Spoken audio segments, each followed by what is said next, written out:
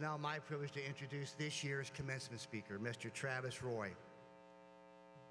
In every respect, Mr. Roy embodies the perseverance, the spirit, grace, and pioneer fortitude that have defined Utica College as both an institution and, more impressively, a community. A native of Augusta, Maine, he distinguished himself as one of the top amateur hockey players in the country, earning an athletic scholarship to Boston University and the opportunity to play for the legendary coach Jack Parker. But it was not to be. Mr. Roy's dreams of winning a national championship, competing for his country in the Olympics, and skating in the National Hockey League were derailed moments into his first and only collegiate game. Yet Mr. Roy has not allowed his life's tale to be told in tragic verse. While his physical ability to move was taken in an instant, he has in fact never stood still. As Utica College asks of incoming students, as I ask of the students who will shortly walk across this stage, Mr. Roy has realized the full potential of a vigorous and fulfilling life of contribution and meaning. An author, advocate, motivational speaker, and philanthropist, he has inspired millions, including professional athletes, business leaders, U.S. presidents, and young children. In doing so, he has reminded a nation of admirers that the actions do not require physical exertion. Rather, they come from within the strength of one's character and values. In 1997, Mr. Roy founded the Travis Roy Foundation to assist and enhance the lives of spinal cord injury survivors and their families. To date, through the foundation, Mr. Roy has contributed more than $4.5 million in support of spinal cord injury research and individual grants for victims needing adaptive equipment. Please join me in welcoming Travis Roy.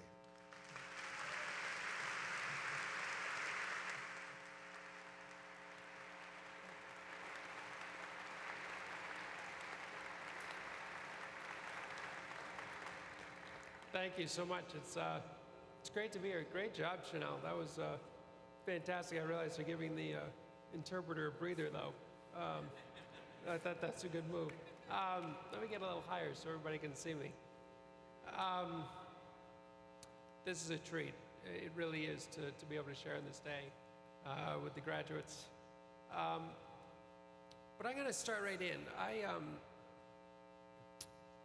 You see, I believe in life there's times when we choose our challenges, and there's other times when the challenges simply choose us. It's what you do in the face of those challenges that defines who you are. More importantly, who you can and will become. See, for 20 years, I pretty much chose my challenges. Most of them took place in the curved dashboards of an ice hockey rink. I'm very comfortable in this place. But if there's a gene that passes the love of sport on from one generation to the next, I have it, and I got it from my dad.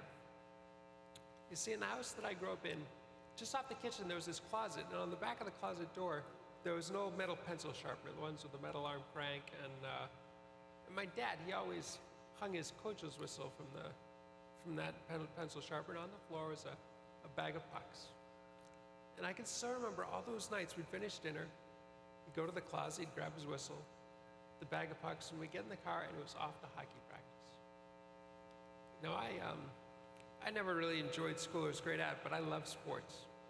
It's nothing I enjoyed more than being in the car, going to the rink with my dad. Just being in that moment when he would tip the bag over and the pucks would come flopping out onto the ice. Oh, it was my thing. It was my high, it was my passion. And I just knew it would be a part of my future.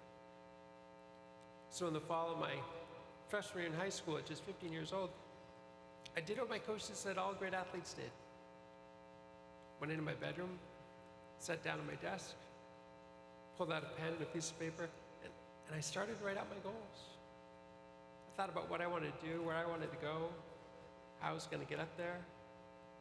What I came up with was part reality, part fantasy. I had short-term goals, like how many goals and assists I was going to score on the hockey team my freshman year and sophomore, junior, senior year. Finished my list of goals with my 3 dream goals. I'd played Division I college hockey, played in the NHL.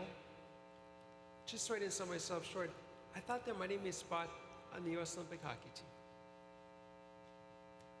Now, I realize this topic might be the most cliche topic in all of graduation speeches, but I hope to tell it to you in a way that you think a little bit differently about it.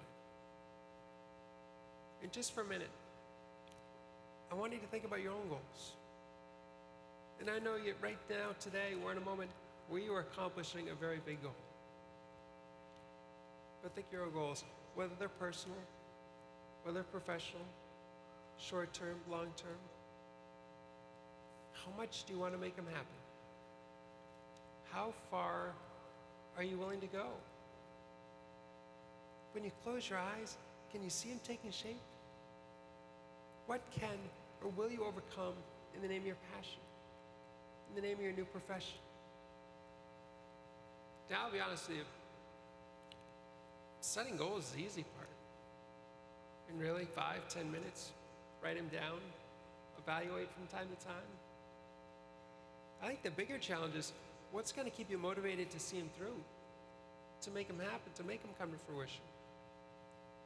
Now, I know a lot of people, they like to have incentives, physical incentives. You do well, graduate today, I hope you're going out for a nice dinner tonight. You get that first job, get that promotion, that raise, maybe go on a vacation, maybe you buy a new car. I think physical incentives work. But I gotta tell you, when I look back at the years that I spent in the gym lifting weights, all the Friday and the Saturday nights when my friends were going to parties, when I was in the rink working on my skating and my shooting, I realized I didn't do those things for physical rewards. See, I believe there's two primary motivating factors that you've got to have in order to accomplish your goals and hopefully someday your dreams. And the first one is, you've got to want to see how good you can be at whatever it is you choose. I wanted to see how fast I could skate. I wanted to see how accurately I could shoot the hockey puck. I wanted to see how many of those goals I'd written down my freshman year that I could check off. Wanting to see how good you can be. To answer that question, what's your potential? How far can you take it? How good can you be? Now, I mentioned there are two primary motivating factors that I think you've got to have. And the second one, it's basic. It's very basic. It's so basic, I wasn't even aware of it when I was younger. But in hindsight, I realized that it drove me more than anything, especially since my accident, trying to put my life back together, trying to make something of this life in a wheelchair. And for me, it all comes back to having pride. And pride is knowing that you tried your best, that you gave it your all, that you didn't let your parents down, you didn't let your professors down, you didn't let your friends down, that you didn't let yourself down. We all know when we cut corners, we don't put in our best effort. If you look up the word pride in the Webster Dictionary, it will tell you that pride is having reasonable or justifiable self-respect. And it does. It's got to be reasonable. It's got to be justified. But you've got to have that pride, that belief in yourself to accomplish your dreams. Now, for me, it was kind of fun just how close I came to crossing out each one of my goals. And by the time I entered my senior year in high school, I've been contacted by every major Division I college hockey program in the country, by the NHL Central Scouting Bureau. And finally, I found myself at Boston University, the defending national champions. They'd sent over 60 players onto the NHL, more than any other school. 5 former Terriers have won Olympic gold medals, and I figured the history of the program, it was clearly aligned with my goals. And finally came the day of our first game. It was Friday, October 20th. My parents drove down from Maine to be there. My sister was there, my friends, and my old coaches. I was playing on the third line. 2 minutes into the game, we scored, and the old Walter Brown Arena, the place went nuts, the fans were going crazy, and then I felt it. It was the tap on the back of my shoulder that I had been waiting my whole life for. It was Coach Parker who was signaling to me. It was my turn to take the ice. It was my moment. I hopped over the boards. I lined up for the face-off. They dropped the puck. Puck got dumped into the offensive zone, and I skated in there just as fast as I could. Opposing defenseman picked up the puck, and I thought, aha, this is my moment. I can make my presence known. I'll deliver a big shoulder check. I skated in, and I angled myself just right. I followed through my check, and the defenseman kind of moved out of the way a little bit, which was naturally. Try not to let somebody hit you squarely. And I lost my balance, which was ironic because I was a good skater. I had great balance. And my momentum took me headfirst into the dashboards. And I hit my head and I fell to the ice. And I remember thinking, I'm in big trouble. Can't feel anything, can't move anything. They blew the whistle. Team trainer came out onto the ice. And they asked the trainer, I said, can you find my dad? He's up in the stands. They found him and he came walking onto the ice. And I heard him before I saw him and he said, come on, Trev, get up, be tough. There's a game to be played. I told him that my neck hurt, that I was in big trouble. But that's not why I called him down to the ice.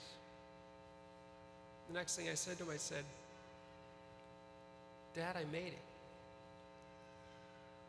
Maybe it had only been 11 seconds from the time the referee dropped the puck until he blew his whistle. But for those 11 seconds, I proved that this little kid from Yarmouth, Maine, had beaten the odds, had chosen his challenge, and had made it. I proved it to everyone. I proved it to myself. At the same time, challenge had chosen me. And now my goals would have to change. For the next 6 months, I lay in a hospital in Boston. Eventually they transferred me down to the Shepherd Center in Atlanta, Georgia, and it was a tough life trying to figure things out again. And you know what? Yes, sometimes the challenges do choose us. And that's when it takes everything we've got to face them, to make the right choices and define who you are. The choices you make, and when you make them, really do say so much about you. But you always have a choice. 6 months after I got out of the hospital, I finally found myself back in Maine, wondering, what am I going to do with my life now? Eventually I figured out that the values that made me successful before my injury were going to be the exact same values that made me successful afterwards. And it came right back to setting goals, to having pride, to having love. So I set my goals. I decided I'd eventually go back to school. Took two classes my first semester. Things went well, so I took a full load next semester. I graduated in 4 years. I was proud of that. Next, I had to figure out, my next goal was to figure out how to create a life for myself. I realized that I could make a career out of giving speeches. I worked hard at organizing my content, my thoughts, my delivery, my breathing. After 4 years of working on my craft, I ended up doing the exact same thing I did when I was 15 years old. I went into my bedroom, I turned on my computer, and I dictated my next list of goals. I put together a 10-year plan with dream goals. I wanted to make $1 million over 10 years.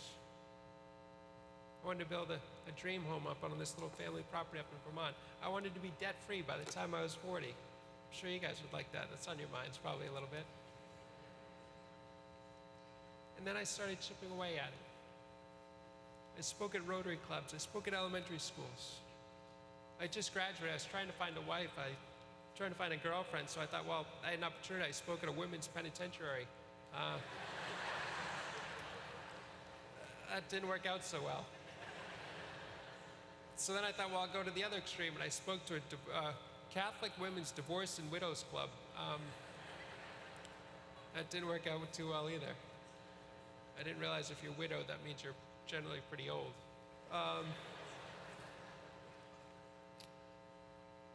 But I can tell you that if you just keep working at it, and you guys are going to come out of here and you're going to start at the bottom, but take pride in starting the bottom. And slowly you'll get there. 8 years into my 10-year plan, you know what? I reached my $1 million mark. It takes time, it takes work.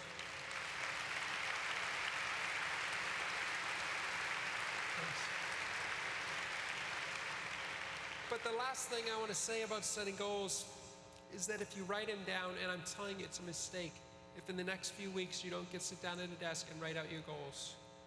Because what you'll do is you'll tuck them in an envelope, you put them on somewhere special, and every morning from that day on, you'll wake up thinking about them. And I swear to you, there is a gravitational pull.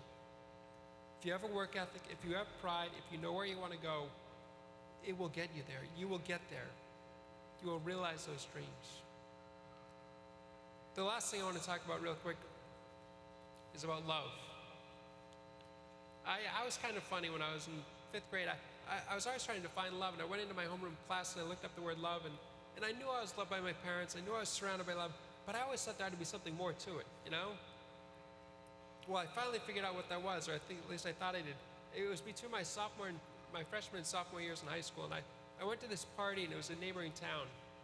And this girl, she came walking into this party, and she caught my eye right away because she was cute. I mean, she was hot. And over the course of the night, we started to talk, and we hit it off. And at the end of the night, we kissed, and oh my God, my heart, it was beating 1,000 beats a minute. Felt all tingly inside. I thought, this is amazing. And I thought, wait a minute, this is going to be that whole other aspect of love that I've been missing out on, you know? And as our lips separated, I told her that I loved her. And, oh boy.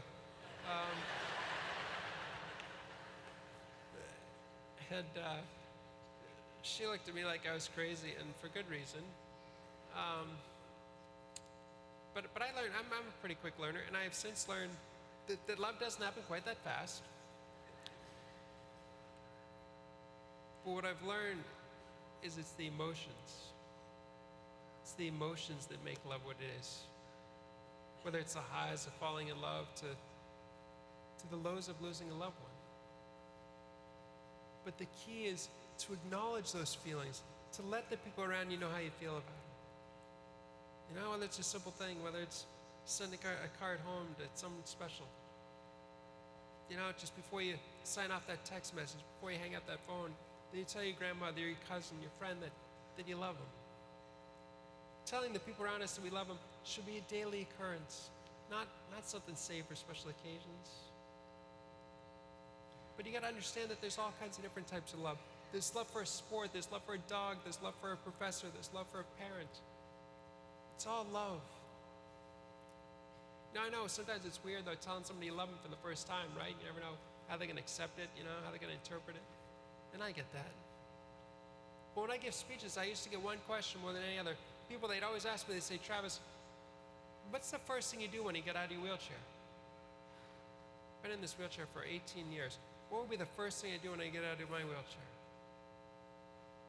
And I got to tell you, the answer, it has never changed. The first thing I would do when I get out of this wheelchair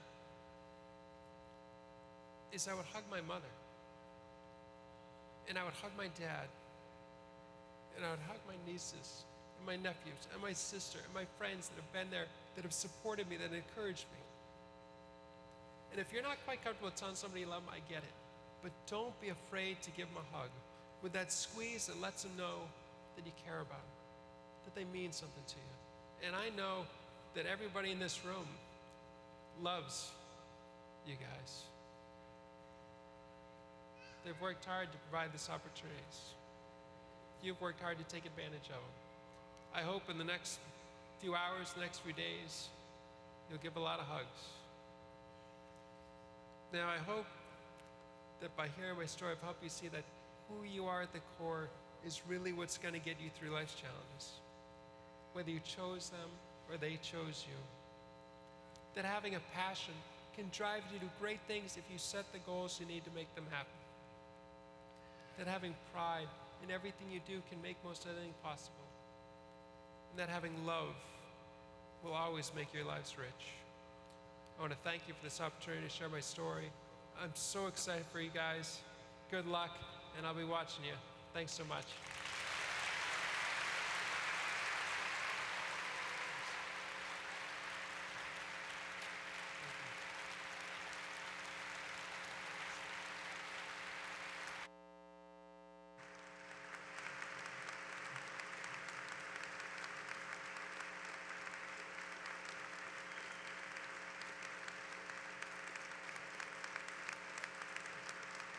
Travis, thank you for sharing your life story and your inspiration with us.